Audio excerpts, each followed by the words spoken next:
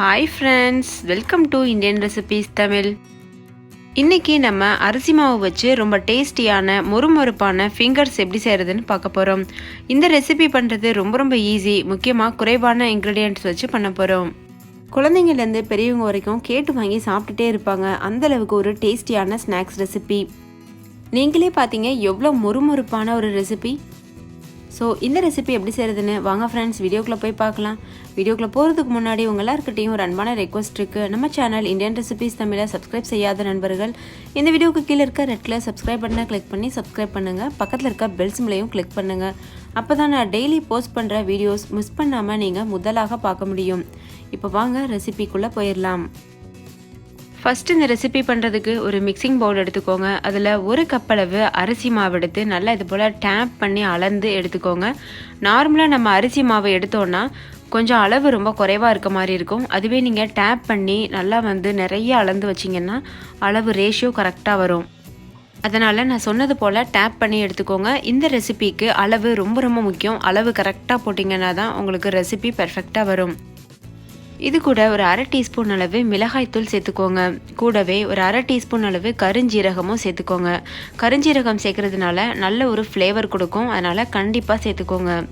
அரை டீஸ்பூன் அளவு சீரகம், ஒரு டேபிள் ஸ்பூன் அளவுக்கு கசூரி மேத்தி, ஒரு டேபிள் ஸ்பூன் அளவு கொத்தமல்லி இலை, அதுக்கப்புறம் சுவைக்கேற்ப உப்பு. இதெல்லாம் சேர்த்துட்டு அரை கப் அளவு நல்ல கெட்டியான ஃப்ரெஷ்ஷான தயிர் சேர்த்துக்கோங்க. புளிச்ச தயிர் சேர்க்கக்கூடாது, நல்ல ஃப்ரெஷ்ஷான தயிராக பார்த்து சேர்த்துக்கோங்க. சேர்த்துட்டு இது எல்லாத்தையும் சேர்த்து நல்லா மிக்ஸ் பண்ணிக்கோங்க. இது ரொம்ப நம்ம மாவு மாதிரி பிசைய முடியாது, கொஞ்சம் திரியாக இருக்க மாதிரி தான் இருக்கும். ஸோ அதே போலவே வச்சுக்கோங்க. ஏன்னா கடைசியாக நம்ம சுடுதண்ணியில் போட்டு பிசைவோம். அப்போ நம்மளுக்கு முறுக்கு மாவு பதத்துக்கு வரும். இப்போ இதை நல்லா முடிஞ்ச அளவுக்கு பிரட்டி எடுத்துக்கிறலாம். இப்போ பாருங்கள், நல்லா பிரட்டி எடுத்தாச்சு. இது ஒரு ஓரமாக இருக்கட்டும். இன்னொரு பக்கம் ஒரு கடாயை சூடுபடுத்திட்டு அதில் அரை கப் அளவு தண்ணி சேர்த்துக்கோங்க. கூடவே ஒரு டீஸ்பூன் அளவு நெய் இல்லைனா பட்டர் சேர்த்துக்கோங்க. பட்டருக்கு பதிலாக நீங்கள் எண்ணெய் கூட சேர்த்துக்கிறலாம். இது நல்லா உருகட்டும். அதுக்கு நல்லா மிக்ஸ் பண்ணி கொடுங்க. இப்போ பாருங்கள், நெய் நல்லா உருகிருச்சு, தண்ணியும் நல்லா சூடாயிருச்சு. இது ரொம்ப கொதிக்கணும்னு அவசியம் இல்லை, லேசாக சூடானா போதும். இந்த டைமில் நம்ம ஏற்கனவே செஞ்சு வச்சுருக்க அரிசி மாவு கலவையை இது கூட சேர்த்து நல்லா பிரட்டி கொடுங்க. இது போல் லோ ஃப்ளேமில் வச்சு ஒரு 3 நிமிஷத்துக்கு நல்லா இது போல் கலந்துட்டே இருங்க. கலந்துட்டே இருக்கும்போது நம்மளுக்கு சப்பாத்தி மாவு பதத்துக்கு மாவு கிடைக்கும். இப்போ 3 நிமிஷம் ஆயிடுச்சு. மாவு நல்லா கெட்டியாயிருச்சு. இப்போ ஸ்டவ் ஆஃப் பண்ணிவிட்டு ஒரு மூடி போட்டு மூடி அப்படியே ஒரு ஓரமாக வச்சுருங்க. ஒரு 10 நிமிஷத்துக்கு இது அப்படியே இருக்கட்டும். 10 நிமிஷத்துக்கு அப்புறமா இது ஓரளவு நல்லா ஆறி இருக்கும். அந்த டைமில் நம்ம மறுபடிக்கும் கை வச்சு நல்லா பிசைய போகிறோம். இப்போ பாருங்கள் ஃப்ரெண்ட்ஸ், 10 நிமிஷம் ஆயிடுச்சு.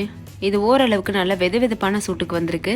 இந்த டைமில் கையில் கொஞ்சம் போல் நெய் இல்லைனா எண்ணெய் ஏதாவது தடவிட்டு நல்லா கை வச்சு நம்ம சப்பாத்திக்கு மாவு பிசைவோம்ல, அந்தளவுக்கு நல்லா அழுத்தம் கொடுத்து பிசைஞ்சு எடுத்துக்கோங்க. எந்த அளவுக்கு நல்லா பிசைகிறீங்களோ அந்தளவுக்கு அந்த மசாலாலாம் ஒன்று கூடி வரும். அப்போது டேஸ்ட் பெர்ஃபெக்டாக இருக்கும்.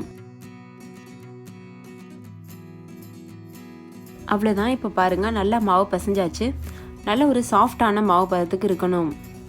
இப்போ கையில் கொஞ்சம் போல் நெய் இல்லைனா எண்ணெய் தடவிட்டு இதை சின்ன உருண்டைகளாக உருட்டி நல்லா ரோல் பண்ணணும். கட்டிங் போர்ட் இருக்குல்ல, அதில் வச்சு நல்லா ரோல் பண்ணுங்கள். அப்போது ஃபிங்கர் ஷேப்க்கு கரெக்டாக கிடைக்கும். இப்போ நான் செய்கிறது போலவே பண்ணுங்கள். ஃபஸ்ட்டு கையில் வச்சு நல்லா உருட்டிட்டு அதுக்கப்புறம் கட்டிங் போர்டில் வச்சு இது போல் திரட்டினீங்கன்னா கரெக்டான ஃபிங்கர் ஷேப்க்கு வரும். நீங்கள் நீளமான ஃபிங்கர்ஸும் செய்யலாம், இல்லை சின்ன ஃபிங்கர்ஸும் செய்யலாம்.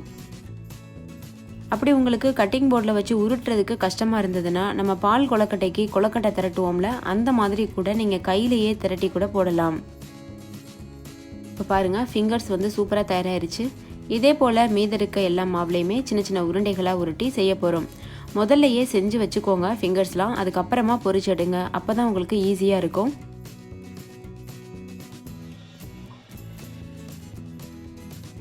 ஃபிங்கர்ஸ்லாம் செஞ்சு ரெடி பண்ணதுக்கு அப்புறமா ஆயிலை நல்லா சூடுபடுத்திக்கோங்க.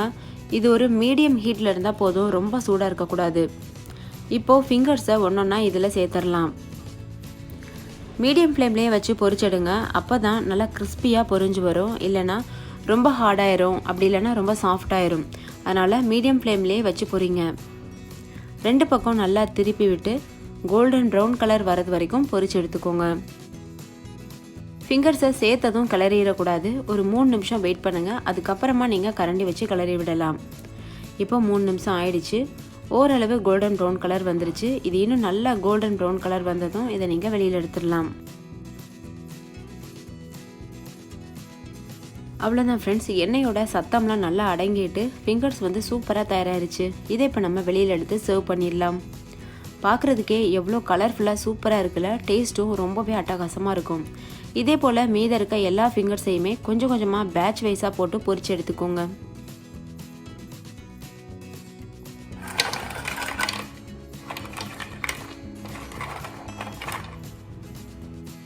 அவ்வளோதான் ஃப்ரெண்ட்ஸ், நம்மளுடைய ரைஸ் ஃபிங்கர் சூப்பராக தயாராகிருச்சு. நீங்களே பார்த்தீங்க எவ்வளோ குறைவான இன்க்ரீடியன்ட் வச்சு ரொம்ப ஈஸியான மெத்தடில் பண்ணி முடிச்சிருக்கோம். நல்ல மொறுமொறுப்பாக கிறிஸ்பியாக சாப்பிட கேட்டு வாங்கி சாப்பிட்டுட்டே இருப்பாங்க. அந்தளவுக்கு சுவையாகவும் இருக்கும். ஸோ கண்டிப்பாக ட்ரை பண்ணி பாருங்கள். ட்ரை பண்ணிவிட்டு உங்கள் எக்ஸ்பீரியன்ஸை கமெண்ட்லையும் கூட ஷேர் பண்ண மறந்துடாதீங்க. இந்த ஃபிங்கர்ஸ் ரெசிப்பியை நம்ம வந்து சாஸ் கூட தொட்டு சாப்பிடும்போது இன்னுமே ரொம்ப அட்டகாசமான காம்பினேஷனாக இருக்கும். குழந்தைங்களுக்கெல்லாம் கொடுத்தீங்கன்னா ரொம்ப விருப்பப்பட்டு சாப்பிட்டுட்டே இருப்பாங்க. ஸோ கண்டிப்பாக ட்ரை பண்ணி பாருங்கள்.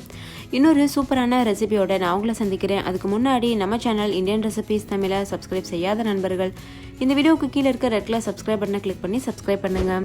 பக்கத்தில் இருக்க பெல்ஸ் மேலேயும் கிளிக் பண்ணுங்கள். அப்போ தான் நான் தினம் அப்லோட் பண்ணுற புது வீடியோஸை நீங்கள் மிஸ் பண்ணாமல் ஃபஸ்ட்டாக பார்க்க முடியும். ஓகே ஃப்ரெண்ட்ஸ், முடிஞ்ச அளவு இந்த வீடியோவை உங்கள் ஃப்ரெண்ட்ஸ் கூடயும் ஷேர் பண்ணுங்கள். தேங்க்யூ, பாய்.